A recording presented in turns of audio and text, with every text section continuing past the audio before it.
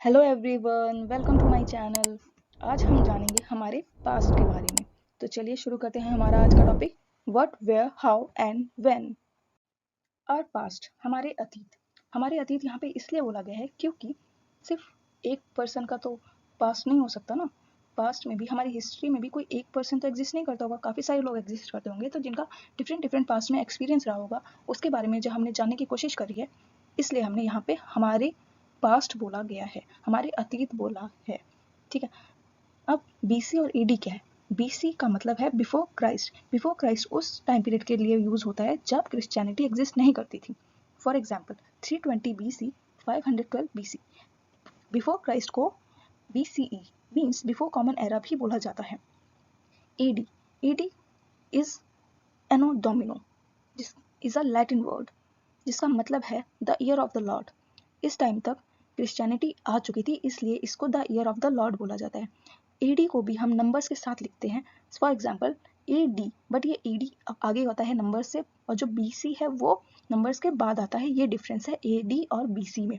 AD 2012, AD के लिए हम सीई कॉमन एरा भी यूज करते हैं। वेयर डिड पीपल लिव, कहाँ रहते थे लोग? जो पहले के लोग थे वो कभी भी एक प्लेस में नहीं रुकते थे, वो मूव करते रहते थे one place to another in search of food. They use to hunt animal and gather food, that is why they are known as hunter gatherers. अब उनको जब नॉलेज हो गई कि किस तरीके से उनको फूड को प्रोड्यूस करना है, किस तरीके से कल्टिवेशन करना है, तब उन्होंने क्या किया, 8000 ईयर्स अगो उन्होंने सबसे पहली फसल उगाई सुलेमान और कीर्थर हिल्स में। और जो सबसे पहली जो फसल थी जो उन्होंने उगाई थी वो थी वीट और बार्ले।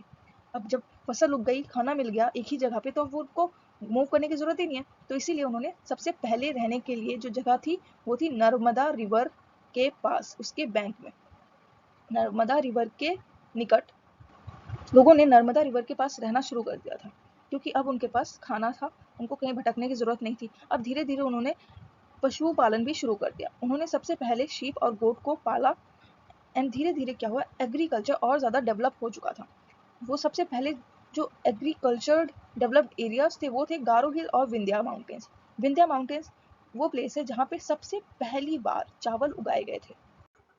तो आप इधर देख सकते हैं इस मैप में, यहाँ पे है हमारा गारो हिल्स, सेंट्रल में है हमारा विंध्यास, और पाकिस्तान जिस साइड है वहाँ पे कीर्थार और सुलेमान है। Next is are Narmada river के पास लोगों ने रहना शुरू कर दिया था। अब around 4700 years ago Indus river और उसकी ट्रिब्यूटरीज के पास भी सिटीज बनना शुरू हो चुकी थी। Around 2500 years ago Ganga river और उसकी ट्रिब्यूटरीज में सिटीज डेवलप करने लग गई थी। वहाँ पे सिटीज के साथ साथ सी बीचेस भी थे। अब गंगा रिवर और उसकी ट्रिब्यूटरीज को द सन के नाम से जानते हैं। और जो गंगा रिवर का जो साउथ का रीजन था, जो साउथ ऑफ द गंगा थी, उसको मगध के नाम से जाना जाता था, जो कि आज बिहार का पार्ट है। मगध का राजा बहुत ज़्यादा पावरफुल और स्ट्रांग था, और उसका किंगडम बहुत ही ज़्यादा फैला हुआ था। इंडस रिवर में सिविलाइजेशन हो चुका था। अब वहाँ पे ईरानियंस और ग्रीक आ गए थे, तो उनको पता था इंडस रिवर के बारे में, और वो लोग इंडस रिवर को द हिंदूज और द इंडोज बुलाते थे। जब वो ट्रेवल करके region east of the river की साइड पहुंचे, तो उन्होंने उस रिवर के और एरिया का नाम, उस रीजन का नाम इंडिया रखा। माना जाता है कि 3500 साल पहले ऋग्वेदा में जो काम मेंशन है उसमें लिखा है कि कुछ लोग जो नॉर्थ वेस्ट, जो इंडस रिवर के पास रहते थे, जो इंडस रिवर वाले एरिया में रहते थे, उनका नाम भरत था, इसलिए इंडिया का नाम भारत था। How do we know about the past? हमें कुछ सोर्सेज से पता चलता है, जैसे कि मैन्यूस्क्रिप्ट्स या फिर लिटरेरी सोर्सेज जिन्हें हम कहते हैं। मैन्यूस्क्रिप्ट्स का मतलब है रिटन बाय हैंड, जो हाथ से लिखे गई हों। लिटरेरी सोर्सेज मतलब जो कि लिखे गए हों। पहले के लोग पाम लीव्स का यूज़ करते थे लिखने के लिए, और बर्च ट्री की बार्क का यूज़ करते थे। और जो लैंग्वेज होती थी वो थी संस्कृत और प्राकृतिक। प्राकृतिक में यहाँ पे मतलब है लोकल लैंग्वेज। ठीक है। दूसरा है इंस्क्रिप्शन। इंस्क्रिप्शन का मतलब है किसी हार्ड सरफेस में लिखना। लिखना का मतलब है इंस्क्राइब करना, उसे कार्व करना उस चीज़ में। वो मेटल हो सकता है कोई भी, जैसे कि गोल्ड, सिल्वर, आयरन, कॉपर, या फिर कोई भी वॉल्स। आर्कियोलॉजी एविडेंसेस वो हैं जो कि फिजिकली मिले हैं हमें, जो प्रूफ मिला है हमें, वो हम या तो फिर किसी हिस्टोरिकल प्लेस को या बिल्डिंग को ऑब्जर्व करके या उसकी रिसर्च करके या उसे स्टडी करके जो चीज़ें हमें पता चली हैं उसे हम आर्कियोलॉजी एविडेंसेस कहते हैं। अब ये स्टडी कौन करता है? ये स्टडी करते हैं आर्कियोलॉजिस्ट। जो लोग हिस्टोरिकल बिल्डिंग्स या हिस्टोरिकल ऑब्जेक्ट्स की या आर्ट वर्क की स्टडी करते हैं वो आर्कियोलॉजिस्ट होते हैं। हमें बहुत सारी चीज़ें मिली हैं जो कि हमने देखी हैं, जिनको हमने रिसर्च करा है, जैसे कि कॉइन्स, टूल्स, वेपन, बोन्स और कोई आर्ट हो गई, या ये सारी चीज़ें क्या है, एक तरीके से आर्कियोलॉजिकल एविडेंसेस हैं जिन्हें देख के पता चलता है हमें हमारे पास्ट के बारे में।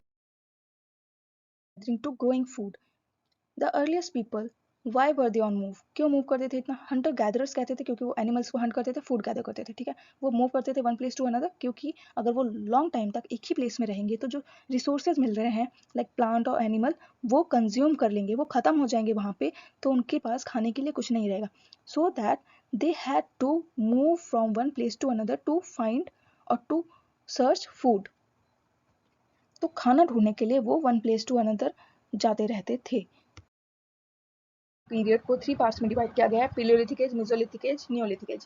पेलियोलिथिक एज सबसे लंबा टाइम पीरियड है हिस्ट्री का। पेलियोलिथिक एज में लोगों ने बड़े बड़े पत्थरों से टूल्स बनाना स्टार्ट कर दिया, जिसका यूज वो एनिमल हंटिंग में करते थे और अपनी सेफ्टी के लिए करते थे। इसीलिए इसको स्टोन एज भी कहा जाता है। पेलियोलिथिक एज में ही लोगों को आग के बारे में पता चला। मेसोलिथिक एज में बहुत सारे मेजर चेंजेस हुए थे।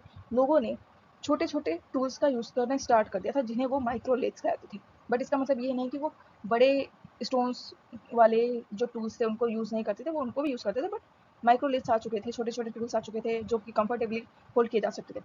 अब एनवायरमेंटल चेंज हुआ, सबसे मेजर जो हुआ था वो मेसोलिथिक पीरियड में ही हुआ था। क्या हुआ, ग्रास प्रोड्यूस होने लग गई थी। जब एनवायरमेंट में चेंजेस आए तो ग्रास प्रोड्यूस होने लगी। जब ग्रास प्रोड्यूस हुई तो एग्रीकल्चर और हर्डिंग बढ़ चुका था और लोगों ने फर्स्ट क्रॉप ग्रो करना शुरू कर दिया था, जो कि थी वीट और बार्ली। और फिर लोगों ने डोमेस्टिकेशन भी शुरू कर दिया। जो सबसे पहले पशु पाले गए थे वो थे भेड़ और बकरी। इसके बाद आता है नियोलिथिक एज। नियोलिथिक को हम न्यू एरा के टाइम्स जानते हैं, न्यू एरा। नियोलिथिक एज एक तरह से नया एज है जहाँ पे और भी ज़्यादा डेवलपमेंट्स हुए। Prehistoric people and sites, palaeolithic sites.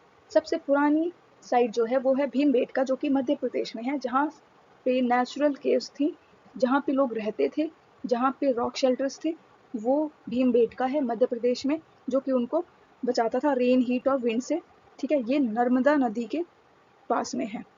हुंसकी Karnataka में है। करनूल जो आंध्र प्रदेश में है, करनूल केव्स हैं वहाँ पे, जहाँ पे हमें एशेस के निशान मिले हैं, जहाँ पे हमें राख मिली है, जिससे हमें पता चलता है कि लोगों ने आग का यूज़ किया था पास्ट में। पाटने महाराष्ट्र में है, जहाँ से हमें ऑस्ट्रिच के एग के शेल्स मिले हैं। मेसोलिथिक साइट्स दो हैं, ब्रह्मगिरी और आदि चनर। नियोलिथिक साइट्स में हमें एनिमल्स की बोन्स और ब्यूरियल साइट्स मिली हैं। The dead person was buried with goats.